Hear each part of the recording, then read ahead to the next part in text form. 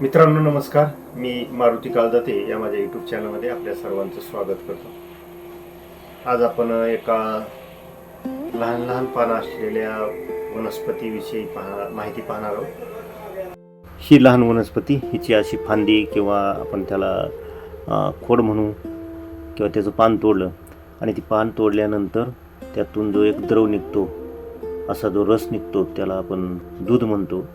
आणि हे दूध, हे सफेद रंगाचं हे दूध आपल्याला मी काढून दाखवलं. अशी ही छोटी पानं असलेली ही वनस्पती, यातून दूध निघत असतं म्हणून हिला आपण दुधी असं म्हणत असतो. तर ह्याच दुधीविषयीची काही माहिती आपण आज या व्हिडिओच्या माध्यमातून पाहणार आहोत.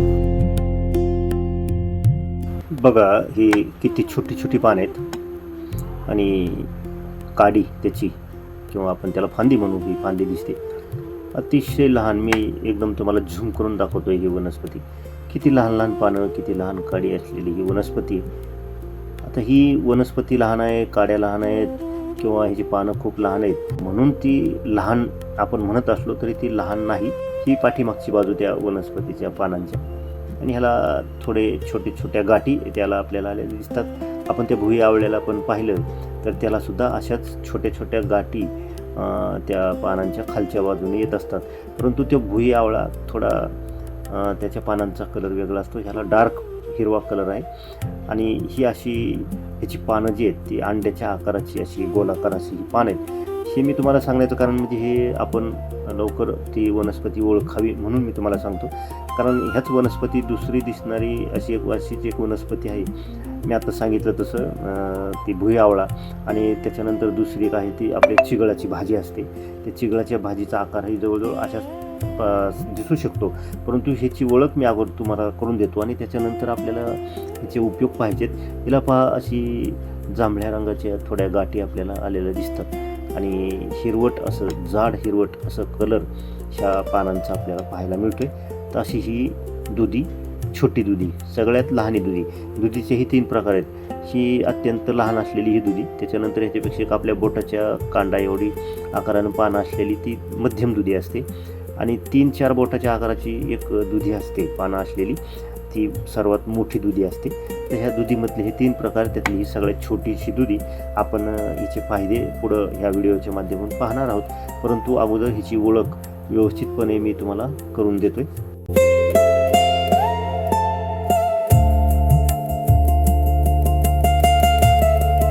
आणि ह्याचं शास्त्रीयदृष्ट्या नाव पाहिलं तर E4BSC असं याला इंग्रजीमध्ये म्हणतात किंवा शास्त्रीयदृष्ट्या याचं नाव आहे.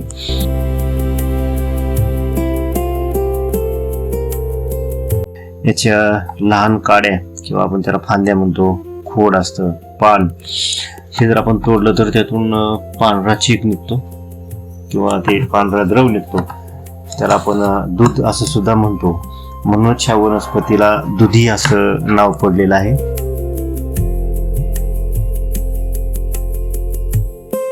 याचे जर फायदे पाहायचे म्हटलं तर आपल्याकडं अनेकांना खाज असते, डाग असतात किंवा नायटा होत असतो जास्त करून, ज्याला आपण त्वचारोग म्हणतो किंवा चर्मरोग म्हणतो.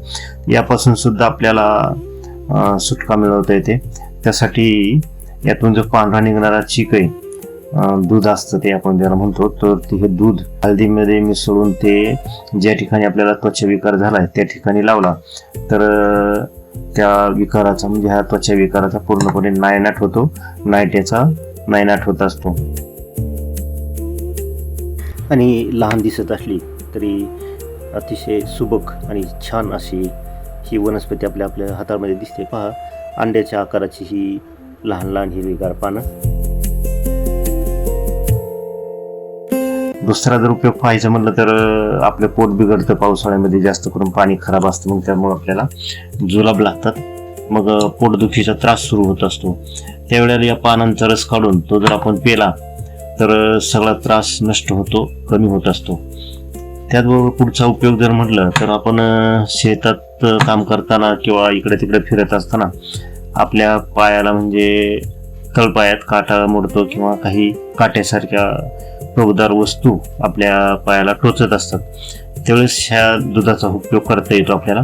हातचीक आपण ह्या वनस्पतीचा काढून किंवा हे दूध काढून ज्या ठिकाणी ती जखम झाली किंवा जिथं तो काटा मोडलाय, ती वस्तू आपल्या पायामध्ये गेली, त्या ठिकाणी हातचीक जर लावला तर ती वस्तू किंवा तो काटा बाहेर येऊ शकतो. हातचीक सुद्धा आपल्याला पायाला काही टोचलं तर त्याचा उपयोग आपल्याला करता येत असतो. त्याचबरोबर आपल्याकडं अनेकांना मूळव्याध असतं किंवा फिचरचा त्रास असतो. संडासच्या जागे वाटून रक्त पडत असतं. तर ह्या वनस्पतीपासून बनवलेल्या काही गोळ्या किंवा काही क्रीम मेडिकलमध्ये आता उपलब्ध आहेत. त्या जर आपण वापरल्या तर तो त्रास कमी होतो, रक्त पडायचं थांबतं. अशी ही लहान पानं असणारी लहान दुधी आपल्या आरोग्यासाठी उपयुक्त आहे. आपल्याला दम्याच्या आजारावर सुद्धा प्रभावी औषध म्हणून वापरता येत असते. अतिसार असेल, पोटदुखी असेल, यावर सुद्धा परिणामकारक अशी ही औषधी वनस्पती आपल्याला वापरता येते. आता ही औषधी वनस्पती पावसाळ्यात आपल्याला जागोजागी उगवलेली दिसत असते. आपण हिला गवत किंवा तण समजून उपटून टाकतो. शेळ्या, मेंढ्या, जनावरं हिला आवडीने खात असतात.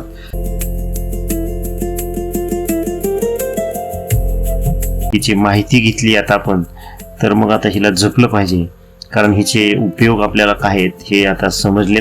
तर मित्रांनो, हिचा वापर करताना तज्ज्ञ डॉक्टरच्या सल्ल्याने ती आपण वापरली पाहिजे. आणि ही माहिती, ह्या छोट्या दुधीबद्दलची माहिती जर आपल्याला आवडली असेल, हा व्हिडिओ आपल्याला आवडला असेल, तर तो व्हिडिओ लाईक करा, आपल्या मित्रांपर्यंत पाठवा, शेअर करा.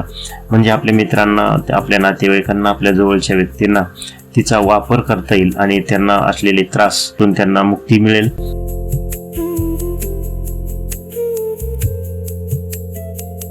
असेच नवनवीन माहितीपूर्ण आपल्याला व्हिडिओ बनवण्यासाठी तुमच्या या लाईक आणि शेअर केल्यानं मला प्रेरणा मिळेल, प्रोत्साहन मिळेल. तेव्हा मित्रांनो, आपण माझ्या मारुती काळजाते या यूट्यूब चॅनलला सबस्क्राईब करायला विसरू नका. नमस्कार, धन्यवाद.